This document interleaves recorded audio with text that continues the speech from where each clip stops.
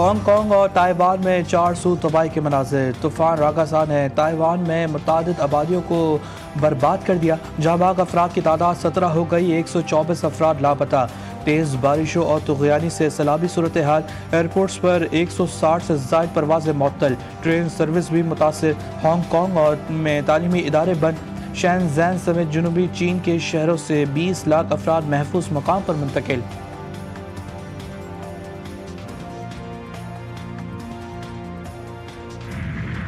Gaza city میں صہیونی فوج نے حملے تیز کر دیے۔ صبح سے جاری حملوں میں 84 فلسطینی شہید اور درجنوں زخمی۔ امداد کے منتظر 8 افراد کو گولیاں مار دی گئیں۔ بھوک کی شدت سے بھی 5 افراد شہید۔ 25 ممالک کا اسرائیل سے طبی راہداری کھولنے کا مطالبہ۔ گلوبل سموٹ فلاٹیلا پر ڈرون سے حملہ، جہازوں پر کیمیکل اور نامعلوم اشیاء گرائی گئی۔ کشتیوں میں دھماکے، محصولاتی رابطہ معطل۔ حملے کے باوجود امدادی قافلہ غزہ کی جانب رواں دواں۔ یمن سے اسرائیل پر ڈرون حملے، 25 افراد زخمی، 2 کی حالت تشویشناک۔ ڈرون نے الیاس شہر میں شاپنگ سینٹر کو نشانہ بنایا، عمارت کو نقصان پہنچا۔ زخمیوں کو فوجی ہیلی کاپٹر کے ذریعے قریبی اسپتال منتقل کیا گیا۔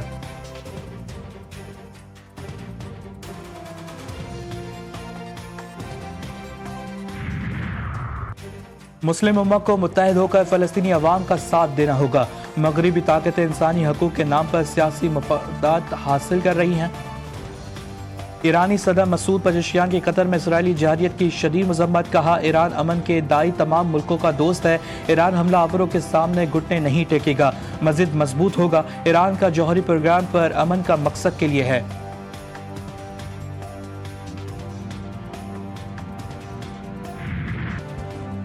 وزیراعظم شہباز شریف کا واشنگٹن میں آج پھر امریکی صدر سے ملاقات کا امکان۔ وزیراعظم شہباز شریف کی کویت کے ولی عہد سے ملاقات، اردن کے فرما رواں اور انڈونیشیا کے صدور سے بھی ملاقاتیں۔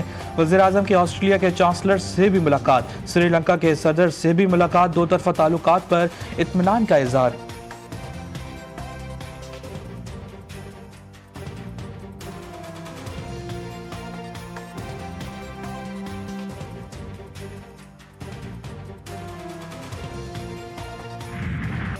امریکی صدر نے نیو یارک میں اسلامی ممالک کے سربراہان سے ملاقات کو کامیاب قرار دے دیا۔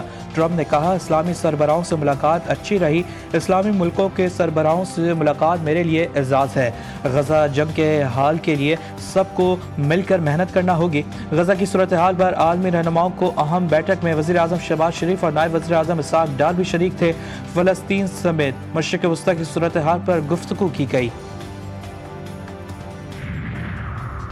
امریکی صدر ٹرمپ نے غزہ کے لیے امن منصوبہ پیش کر دیا۔ بین الاقوامی امن فوج کی تعیناتی کے بعد اسرائیلی افواج کا بتدریج انخلا، تعمیر نو کے لیے عرب ممالک مالی وسائل فراہم کریں گے۔ انڈونیشیا کا منصوبے کے تحت 20,000 فوجی غزہ بھیجنے کی پیشکش، کہا انڈونیشیا امن فوجی یوکرین سمیت کسی بھی جگہ بھیج سکتا ہے، تشدد کو کسی بھی سیاسی تنازع کے حل کے لیے استعمال نہیں کیا جا سکتا۔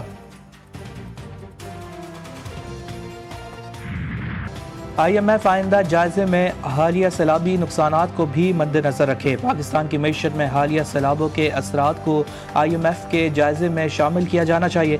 وزیراعظم شہباز شریف کی آئی ایم ایف کی مینیجنگ ڈائریکٹر اور ورلڈ بینک کے صدر سے ملاقات میں گفتگو۔ وزیر اعظم نے پاکستان کے ساتھ آئی ایم ایف کی دیرینہ اور تعمیری شراکت داری کو سراہا۔ مختلف اقدامات سے آئی ایم ایف کی جانب سے پاکستان کی بروقت حمایت کا اعتراف بھی کیا۔ کرسٹیانا نے وزیر اعظم شہباز شریف کے مضبوط مائکرو اکنامک پالیسیوں پر عمل درآمد کے عزم کی تعریف بھی کی۔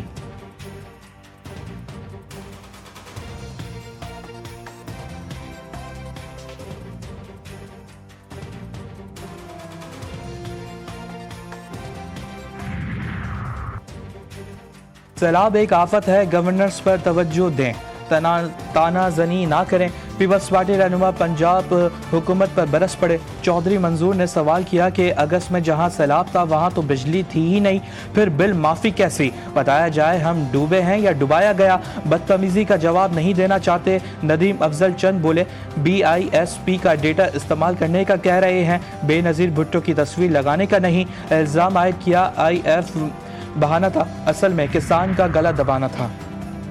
بار بار سندھ میں سیلاب آتا ہے تو آپ بار بار سندھ کو ڈبوتے ہیں. آپ سیاست کرنا نہیں چاہتے لیکن پوری پریس کانفرنس صرف اور صرف سیاست تھی اور کچھ بھی نہیں تھا. وزیر اطلاع پنجاب عصمت بخاری کا پیپلز پارٹی کے رہنماؤں کو جوابی وار. کہا مریم نواز کی کارکردگی کی تعریف بلاول بھٹو نے بھی کی. اسی لیے سندھ کے لوگ بھی چاہتے ہیں کاش ان کے پاس بھی مریم نواز جیسی وزیر اعلیٰ ہو. پنجاب کے دریاؤں میں بڑھتی لہروں کو سکون مل گیا لیکن سیلاب نے تباہی کی کئی داستانیں رقم کر دی. متعدد شہر، اضلاع، گاؤں، دیہات میں تباہی مچا دی. پنڈی، بٹھیا میں سمیت متعدد علاقوں میں سیلابی پانی جمع. سینکڑوں مکانات زمین بوز، فصلیں دریا برد ہو گئی. متاثرین اپنے صاحبانوں کو چھوڑ کر کھلے آسمان تلے رہنے پر مجبور. کراچی سمیت سندھ میں ضمنی بلدیاتی انتخابات کا مارکا. اورنگی ٹاؤن UC1 کے 4 پولنگ اسٹیشن میں جماعت اسلامی کی جیت. غیر حتمی غیر سرکاری نتیجے کے مطابق جماعت اسلامی 115 ووٹ لے کر سب سے آگے. TLP 114 ووٹوں کے ساتھ دوسرے نمبر پر. کیماڑی UC8 کے پولنگ اسٹیشن نمبر 12، 13 اور 15 کے نتیجے بھی آ گئے. تینوں پولنگ اسٹیشن میں پیپلز پارٹی میدان مار گئی. سوراب کوٹ UC8 میں بھی جیالے بازی لے گئے.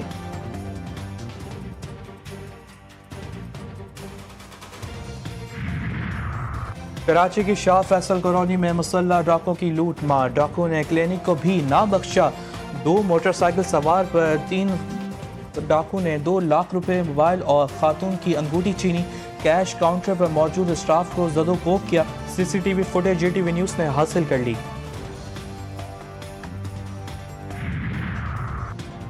اور بھارت ایشیا کپ کے فائنل میں پہنچ گیا. ایشیا کپ کے سپر 4 مرحلے کے اہم میچ میں بھارت نے بنگلہ دیش کو 41 رن سے شکست دی. بنگلہ دیشی ٹیم 169 رنز کے تعاقب میں 127 رنز پر ڈھیر ہو گئی. سیف حسن نے سب سے زیادہ 69 رنز بنائے. بھارت نے پہلے کھیل کر 6 وکٹوں پر 168 رنز بنائے تھے.